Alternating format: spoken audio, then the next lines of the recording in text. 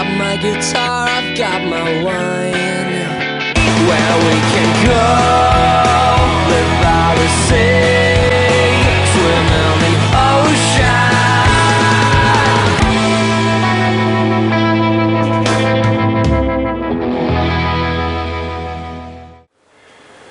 I would have taken any job in the world to escape school. Unfortunately, Mum happened to be at a party when a bloke called Alfred Walker, who was Secretary of Yalumba, just happened to mention that Yalumba were looking for a likely lad. That's why I gave a bit of a snigger, because I don't know whether I would describe myself thus. However, they offered me the job, so I went back and told the head that I'd be leaving at the end of the term. He implored me to stay on. He said I had a brilliant scholastic career ahead of me. I didn't say to him, but he obviously was looking at someone else's results. So that's how I fell, you might say, into the wine industry, and thank God that I couldn't have fluked a better future. I then got the opportunity to get the job at Saltram as winemaker and manager of Saltram Winery. That was in '59, and Saltram were one of the few companies certainly in the Barossa, who were making reasonable quantities of dry red, and that coincided. And that's one of the fortuitous things that happens to people sometimes, and particularly in my case, the fact that I went there, and as I said, in '59, and it was about '60 that the red wine boom began. So I was almost in the box seat to be able to make a bit of a name for myself as a dry red maker. So I found myself very busy indeed. The red wine boom started, so we were looking for more and more fruit all the time, and grapes at that time were one of those beautiful periods I'd love to see again, where grapes are hard to get. There was no surplus. And through Dad being a local pastor, and most of his parishioners were vignerons, I was able to wheedle little parcels, increasingly so over the years, and all of these contracts were a handshake. You look after us, we'll look after you. I think 12 years after I joined the company, it was family owned. They sold out to Dalgety, which was an English, more or less, the equivalent of a multinational. Then the rural industry went very badly for them, so much so that in '77 the UK director sent a directive to the Australian people that unless you can get a guarantee or return on 20% of any funds invested, no deal.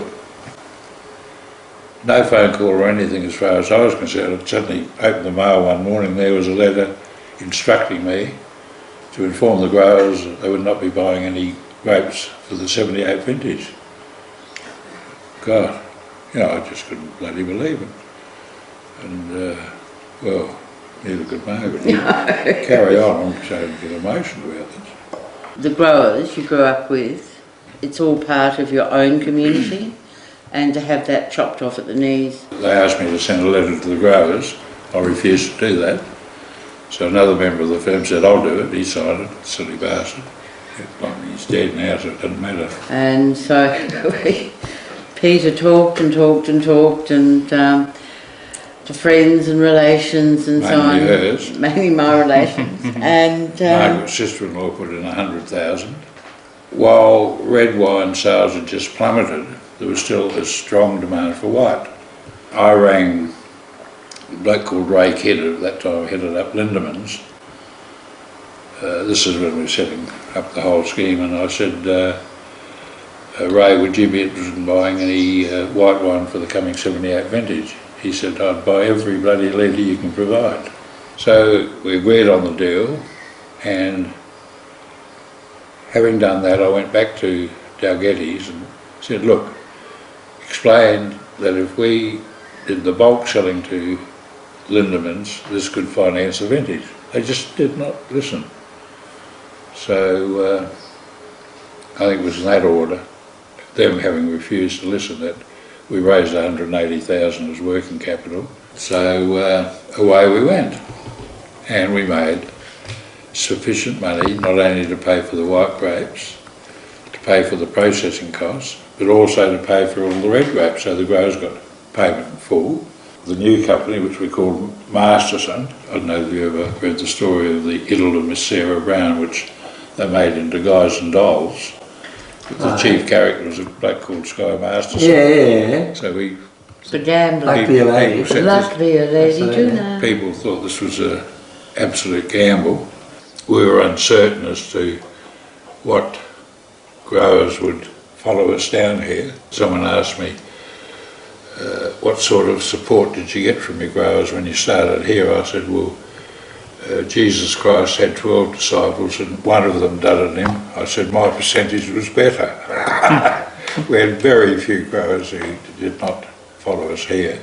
The first load was crushed on behalf of a bloke called Joe Facina, who owned at that time Burncastle, which is now Lungmile Winery.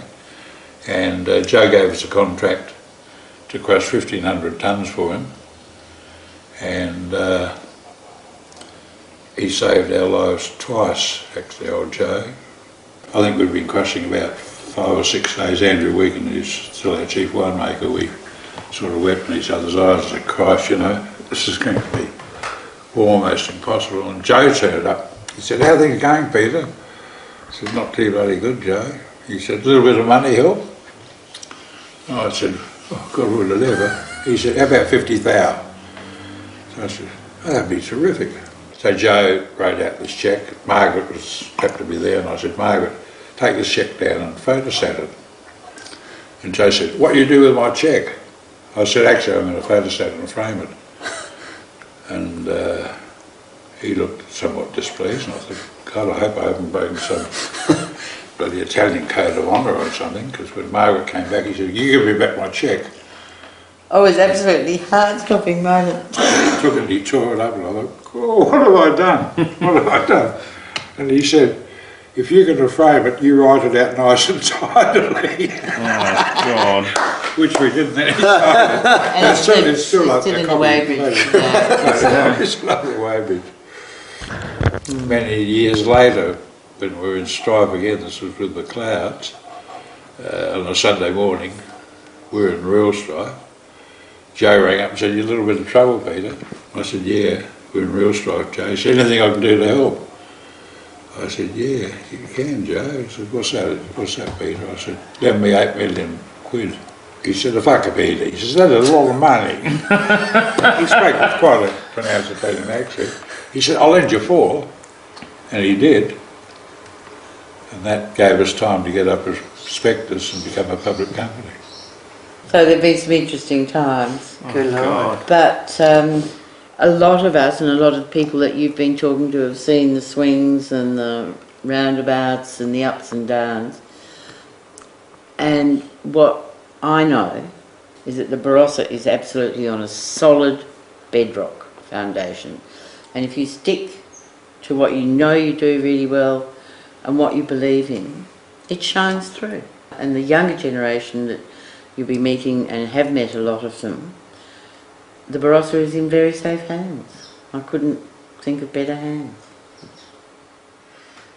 This has been an absolutely wonderful afternoon. Is that a nice You're finale? not going to get rid of it. We would camp on the lawn if we could and hit you up for breakfast, but we won't. We will head back. But thank you so much. Yeah, thank you. Your time and Yeah. for sharing your stories. This I think the joy of seeing people love anything, in our case wine and the Barossa, gives me so much pleasure and would give her more, because there's nothing worse than a bloody convert.